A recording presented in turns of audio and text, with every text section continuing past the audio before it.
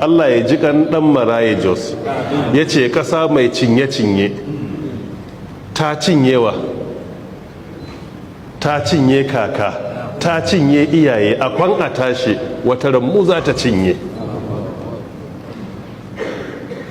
Yanzu ya rasu ko bai rasu ba? Ta cinye kaka, ta cinye iyaye, ce a kwan a tashi wata ran mu za ta cinye, kuma ta cinye shi. Lokaci ne. Shata Allah ya ji gansa yake cewa wanda ya mutu bai yi sauri ba, mu da muke nan ba mu daɗe ba, ya ce sai mun zo ciro Gombe. Ashe za a je din kenan, ai dole sai mun zo. So duk wanda ya tafi can yana jiran mu ne, mu ma za mu je mu. Ba makawa, ba fa wata dabara da za ta sa wai mutum wai ba zai raso, babu ita.